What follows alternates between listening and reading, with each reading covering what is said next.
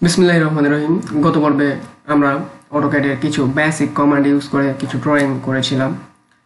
সেখানে আমরা দুটি রেক্ট্যাঙ্গেল এঁকেছিলাম, যার মধ্যে একটি রেক্ট্যাঙ্গেল আমরা এই লাইন কমান্ড ব্যবহার করে ড্র করেছিলাম এবং অপর একটি রেক্ট্যাঙ্গেল আমরা এখানে যে রেক্ট্যাঙ্গেল কমান্ড রয়েছে সেটি ব্যবহার করে আমরা ড্র করেছিলাম এবং পাশাপাশি আমরা একটি অ্যাঙ্গেল ড্র করেছিলাম এবং 50 ফিটের একটি লাইন ড্র করেছিলাম, পাশাপাশি একটি সার্কেল ড্র করেছিলাম যার রেডিয়াস ছিল 8 ফিট।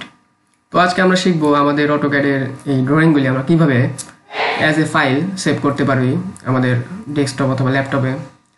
তো আমাদের এই ড্রয়িংটি সেভ করার জন্য ফার্স্টে আমাদের এই অটোক্যাডের উপরে এরকম রেড কালারের এই লেখা যে একটি সিম্বল রয়েছে, সেইতে আমরা যদি ক্লিক করি, সেটিতে ক্লিক করার পর এই নিচের দিকে আমরা একটি অপশন দেখতে পাবো, সেটি হচ্ছে প্রিন্ট।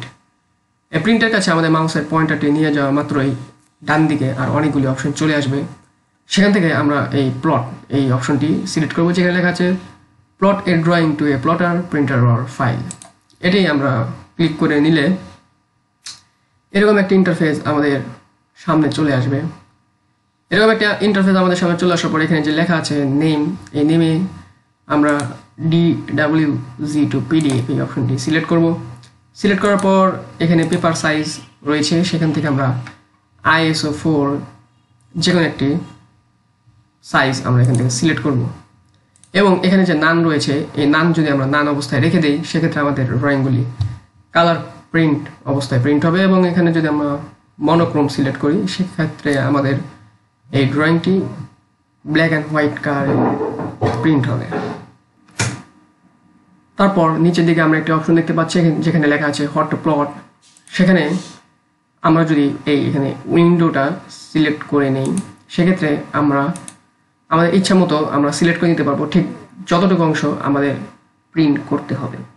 আমরা যদি এখানে শুধু এই রেক্ট্যাঙ্গেলটি সিলেক্ট করি, সেক্ষেত্রে শুধু এই রেক্ট্যাঙ্গেলটি প্রিন্ট হবে। এখন যদি আমরা চাই যে আমরা এই পুরোটুকি আমরা প্রিন্ট করব, সেক্ষেত্রে আমরা এই টোটাল নিয়ে নেব। নিয়ে নিলে আমাদের ইন্টারফেসের ভিতরে এই যেটুকু আমরা নিলাম সেটুকু সিলেক্ট হয়ে গিয়েছে।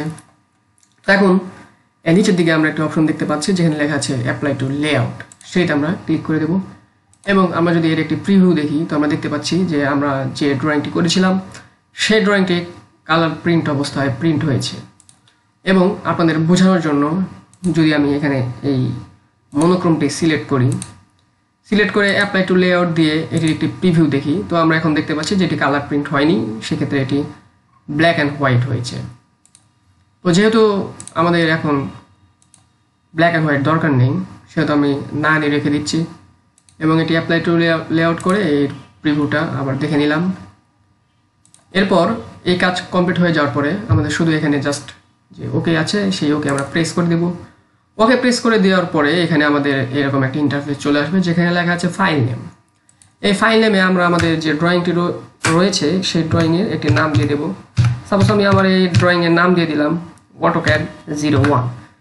এই নামটি সিলেক্ট করে দেওয়ার পর এখানে আমি যে সেভ লেখা আছে সেই সেভে ক্লিক করব। এখন আমার এই যে ড্রয়িংটি আছে সেটি একটি ফাইল আকারে আমার ডেস্কটপে সেভ হয়ে গিয়েছে। এটি আমার ডেস্কটপে সেভ হয়েছে কিনা সেটি আরও দেখা রয়েছে। সেখানে গিয়ে যে ডকুমেন্টস রয়েছে সেই ডকুমেন্টসে গিয়ে এখানে দেখাচ্ছে AutoCAD 01, সেটি যদি আমি ক্লিক করি তো আমি দেখতে পাচ্ছি যে আমার এই ড্রয়িংটি সেভ হয়ে গিয়েছে। তো এইভাবেই আমরা যে কোনো ড্রয়িং খুব সহজেই আমাদের ডেস্কটপে অথবা ল্যাপটপে এক্সপোর্ট করতে পারি, সেভ করতে পারি। তো মোটামুটি এই ছিল আজকের আলোচনা। সামনের দিকে আমরা অটোক্যাডের আরও অনেক বিষয় নিয়ে আলোচনা করব। ততদিন ভালো থাকবেন। আজকে এই পর্যন্তই। আল্লাহ হাফেজ।